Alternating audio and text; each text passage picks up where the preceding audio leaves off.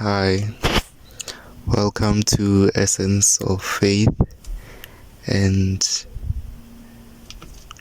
today we will be discussing the deception of premarital sex. And firstly, I would like to welcome everyone to the new season, as this is the first video for Essence of Faith 2026. So let this new season bring about blessings into everyone who's listening, whoever took the time to hear what I have to say. May God lead you, guide you, and continue to protect you on this path of life. So, as I mentioned, the topic of today is the deception created by premarital sex. So the vision that I was given that came with this topic is that I was with a friend. So this friend was a female, and we were in the car. So as we were in the car, she's explaining to me how her and her boyfriend, they do not have to fight because they don't live in one place. She lives with her mother, and the boyfriend lives far away by himself. And when she said that, I asked her that what will happen if you guys decide to marry and stay together. And she didn't have an answer for that question. So then I proceeded to tell her that ignoring the problem does not make the problem solved. And with this vision, what I understand about it is that these people, they are sexually active. They're in a relationship that contains premarital sex. So what they do when they have issues with each other is that they don't solve these issues. They have sex, and then once they have sex, they forget about these issues that they had. But as time goes on, that same issue that was forgotten will be brought up again at another time, and then they will have sex again, and then that issue will be forgotten. It is still not solved. So this is the deception that I was talking about. As someone who unfortunately had premarital sex myself, I can also confirm that when you are in a relationship that involves sex, when you have sex, it makes the problems blurry. You are not able to see clearly because of the dopamine that sex produces. It's like you forget about it, but as time goes on, the problem will occur again. And these problems, they are never solved and talked about because people just keep having sex to just forget about the problem. And that's the deception that it creates. And I think if people who were in relationships would eliminate sex from the picture, they would realize that they are not compatible earlier on. They would realize that they are not for each other very earlier on, because what sex does, it blinds you. It doesn't give you, what can I say? When you have sex, it's like you ignore everything else that's happening for the moment that you are having with sex. And that moment only lasts for those minutes that it lasts, and then you forget about the problem, And then the cycle just keeps, it goes on and on and on and on and on until someone just breaks, one of the two people breaks in the relationship, and it just stops. And that's how some people can jump from relationship to relationship, and they just keep having sex, and it makes you stay in a place where you know you should have gone a long time ago.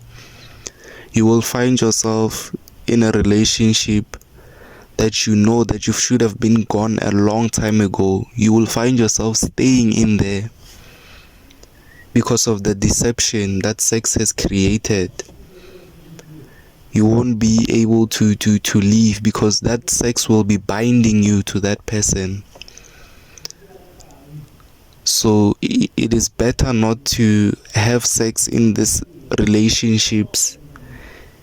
It is better to just get to know a person by speaking to them. And I think in the day and age that we're in, it's obviously very common for people to just be having sex, and it's so sad, but that's the reality that we live in. And we just hope that God can, as time goes on, change that reality and make people see how that reality is breaking them. It's deceiving them. It's deceiving our youth. I myself was deceived by the same concept. So with this deception of sex, I think people just need to stop having it and start to see these problems. And I think if you stop having sex, things are so clear. You can see things clearly, and you can see traits that you know that you wouldn't entertain from someone more clearly.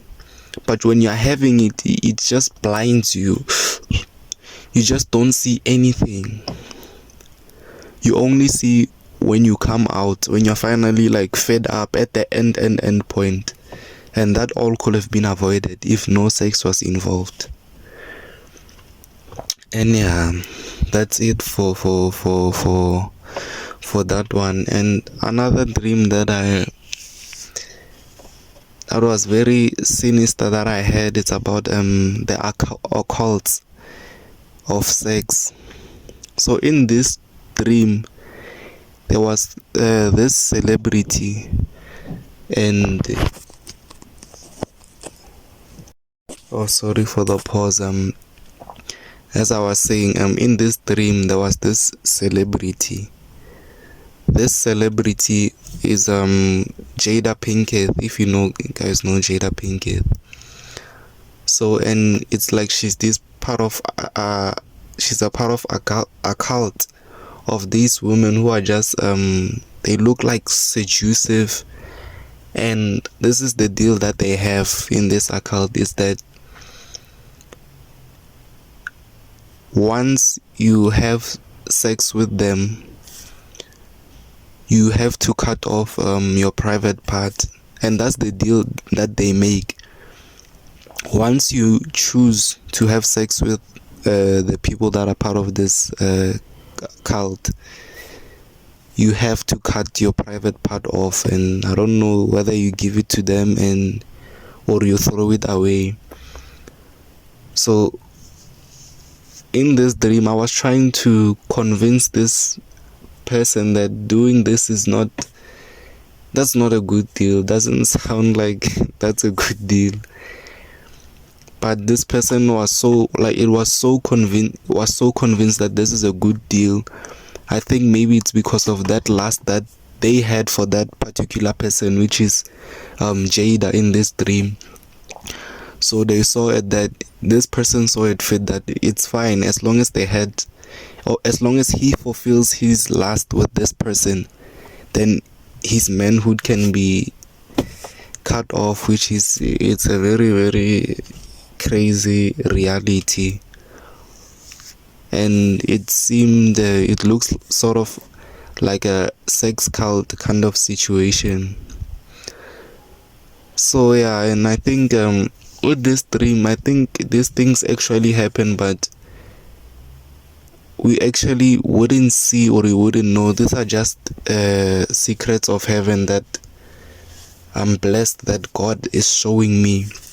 So, and I just felt the need to just tell you, just so that you know that these things are happening out here. So, and there's a lot that are happening, and I think that also highlights how important sex is.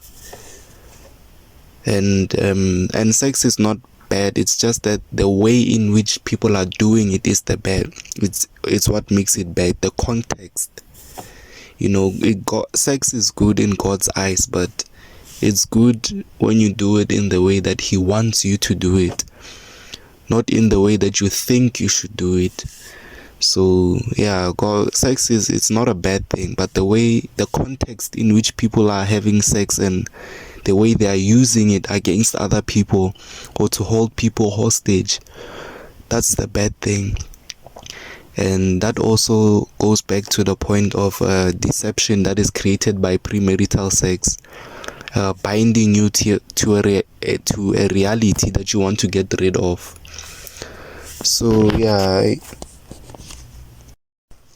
these are things that are actually happening. So, and I think people should start to, even as Christians, sex shouldn't be seen as bad. And it's good, but in the context of marriage and in the context of holiness that God has given us, because sex can break altars.